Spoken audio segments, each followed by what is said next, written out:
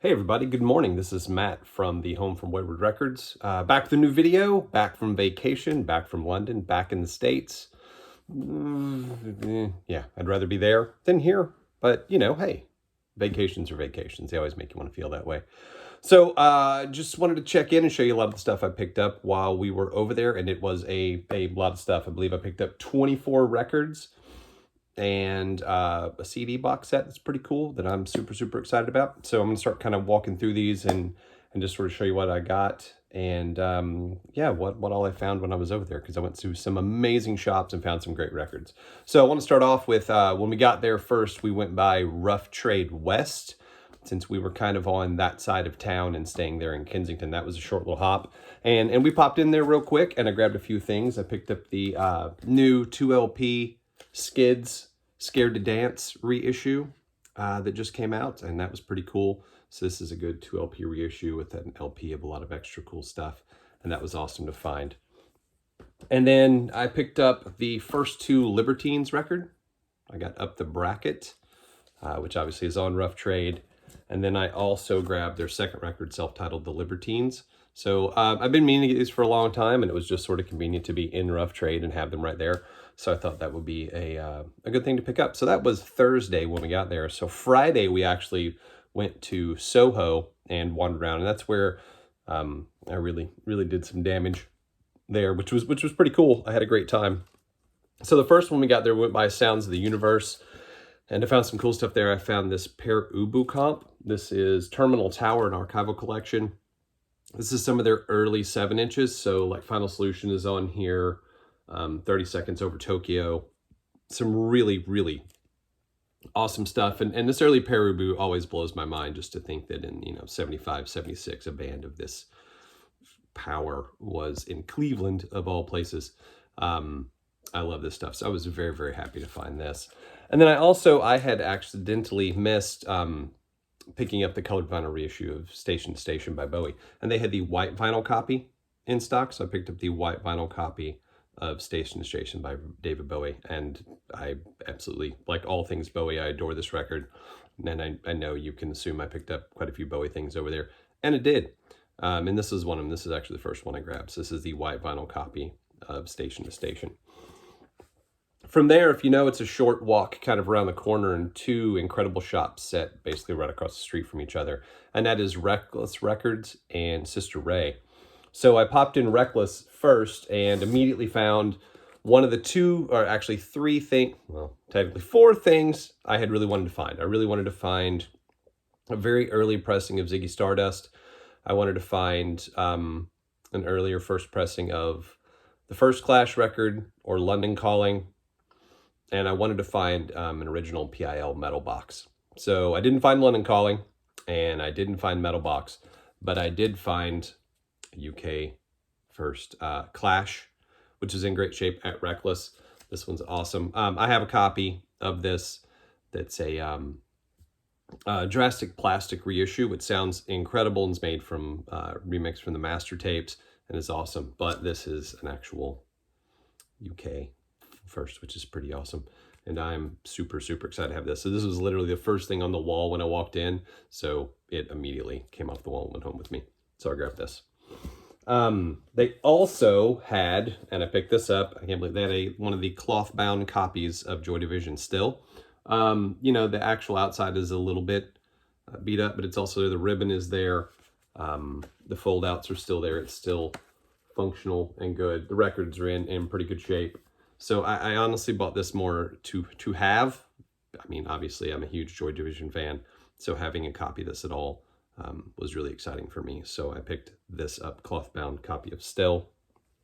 And then probably the funniest pickup that I got the entire time I was there was there's an Austin band called Ed Hall in the 90s, which was a fantastic, noisy, crazy band. If you ever saw them or know of them, they were just incredible to see live. And I was fortunate to be in Texas and see them multiple times on multiple shows. So the one early record of theirs I was missing was Albert, which came out in '88 on Boner Records here in the States. And I have just never found a copy until I went to London, and I found a really great copy of Ed Hall Albert at Reckless Records in London, which made Susan and I laugh like crazy because I flew across an ocean to find a record from Austin, which is just pretty funny. So Ed Hall, Albert, if you don't know of them, look them up. If you like noise and chaos and craziness, Ed Hall is a band you will love. So check this one out, Ed Hall, Albert. And then after then, I'd come back to Reckless because there's one more thing I picked up there later. But I wandered across the street, and I actually ended up going to Sister Ray numerous times. I really love the shop. I love the vibe of the shop. Reckless and Sister Ray were probably my two favorite places there. But Sister Ray had a lot of stuff I really, really wanted to pick up. So first one, as I had to pick up the Smile record, which is 2 of Radiohead and 1 of Sons of Kemet. This is a light for attracting attention. I absolutely adore this record. It's fantastic. It's one of my, I mean, it's not Radiohead, but it kind of is, and it feels like it's one of the best things they've done since, probably like 15, 20 years. It's a absolutely ridiculous record. My wife is not a giant Radiohead fan. She's just kind of in the meh camp, and she really, really likes this record, which is pretty cool. So yeah, the Smile, if you haven't picked it up yet, this one's worth picking up. So I wanted to grab it there. It's actually cost me, even with the exchange rate, it was cheaper for me to buy it over there than it was for me to get it here. So that's a good one. That was upstairs. I wandered downstairs to kind of dig through the racks, and literally the first thing I saw when we were there is on the wall. This is a UK first David Bowie Ziggy Stardust, and it was expensive. By not nearly as much as I spent on some other stuff, but it was pricey. And I was kind of, I don't know, maybe not. And my wife laughed at me and she's like, you're buying it, so just grab it off the wall. And it did. It's in really good shape. I will say I still think the MoFi sounds a little better, but the fact that I have this, and I picked it up in London, and I picked it up on Friday, its 50th birthday, and literally like 2 blocks away, or 3 blocks away, is 23 Hedden Street. I was able to stand in this spot where this cover was taken and be here. And I bought this on the birthday. It's just sort of like a perfect storm of things. So this is a kind of the find of my trip. This is a first pressing UK, The Rise and Fall of Ziggy Stardust and Spiders from Mars. So that's super, super awesome. This, I just can't even believe it's here. So I kept digging, and there's multiple things. They had the gold pressing of Young Americans that I had also missed. So this is the gold vinyl pressing. I mean, there's nothing hugely special about this. I have an original. I've got one out of the box set. I've got the Gouster. I have multiple others of this, but it's nice to have the gold vinyl pressing of this too. I had missed the Record Store Day Let's Dance 12-inch. This has like the 8-minute full-length demo for Let's Dance, which is absolutely ridiculously cool. I love it. I love it almost more than the actual song itself. It just is a great version of it. And I had missed this for Record Store Day, so I picked it up. And then they had something I was really, really looking for. They had the one broadcast of the Stevie Ray Vaughan in David Bowie's band for a very short period of time.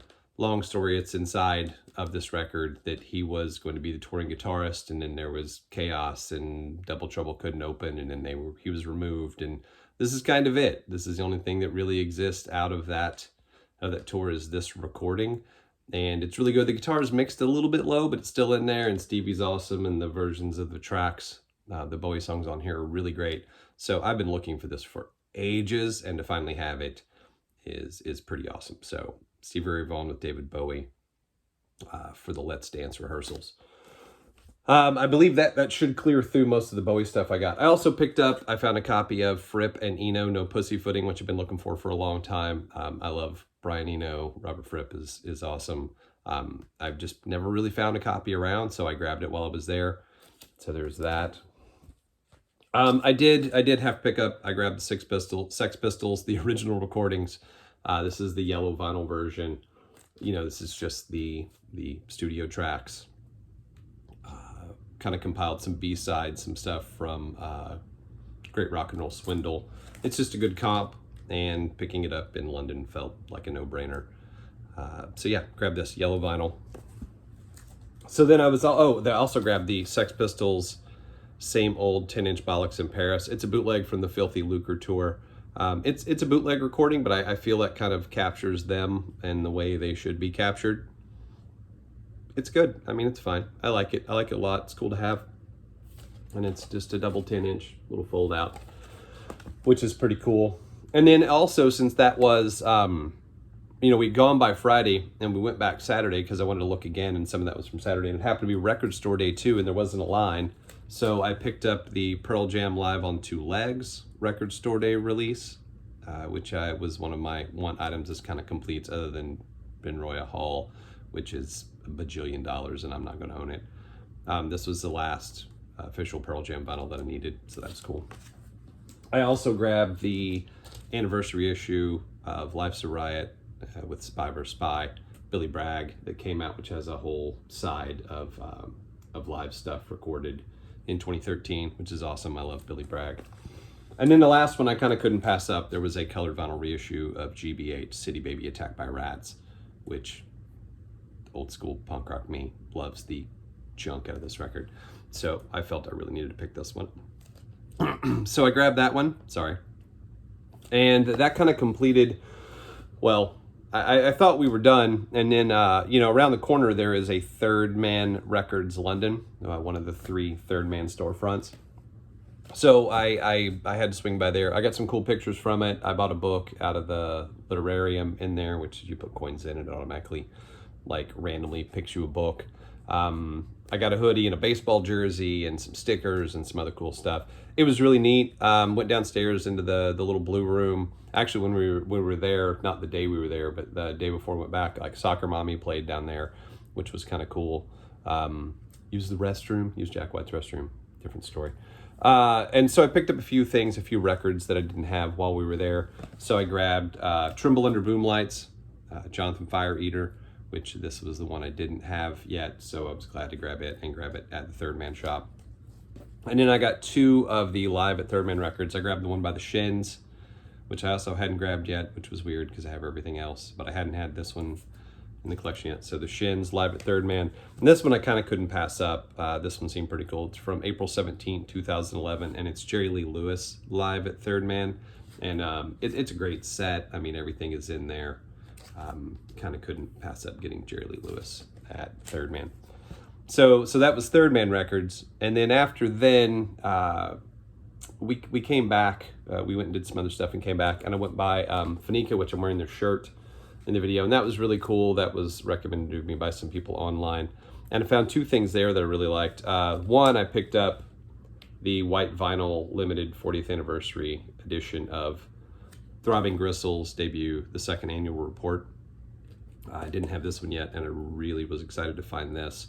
So I grabbed this. And while I was in there, total high fidelity style, they were playing a record, and the entire time I was just sort of listening and listening and listening, and I loved it. So I went over and asked, and ended up picking up the reissue of Hydroplane's debut record. This one is from, I believe, 97. Shoegaze, kind of dream pop. They're from Australia. This is really great. While I was in there, literally 3 people bought it. And I am super, super excited to have heard this and picked it up while we were in there. So those were all the records I picked up, and obviously it's 24 albums I grabbed while I was there. I found multiple other things I could have picked up, and I wish I would have grabbed a few others, but that's an entire carry-on full of records, so it was a lot. But the last thing I got, I saw it twice. I saw it at Sister Ray and at Reckless, and I kind of mulled it over multiple days, whether I was going to get it or not, because I knew it would be a pain in the ass to get back here. But I couldn't pass it up. I went to Reckless and picked up the Clash Sound System box set. It designed by Paul. It is actually a full old school boom box, and it opens up to all of their albums. There's a bunch of stuff. There's booklets that come in here that are really cool. There's stickers, dog tags, multiple other things, and I'll kind of go through this in another video. But then it has DVD of all their videos. It's got original recording sessions, a bunch of unreleased stuff, and this disc right here, which I'm going to put on soon. So this was the last thing I went back to grab. It was considerably cheaper than all the ones on Discogs, I was always mad at myself I didn't pick one up, even though it's CDs. It's just such an incredible set that I knew I had to go back and grab it, so I did. And then I stuck it in my backpack, even though it was sticking out, and had to lug it through Heathrow and Intercontinental, and it rubbed a bruise on my arm. It was great though, and it's here and it's back, and I love it. So yeah, so there's my trip to London. There's all the stuff I picked up. There's some fantastic stuff in here, and again, I put back so many things that you know, I'm somewhere between, wow, I couldn't have brought that back, and I'm killing myself for not bringing them back and picking them up.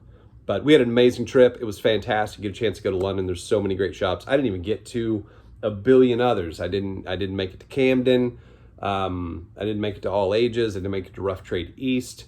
I mean, there's a ton of places I didn't make it to, and I can't wait to go back. We're already planning our next trip, and I'll be back in the UK soon because there's a whole lot more I want to see, including going north and heading to see some friends in Newcastle, and going to Sound It Out Records. And yeah, it was a great trip, and I'm glad to be back. Well, sort of. I'm not. I'd rather be over there.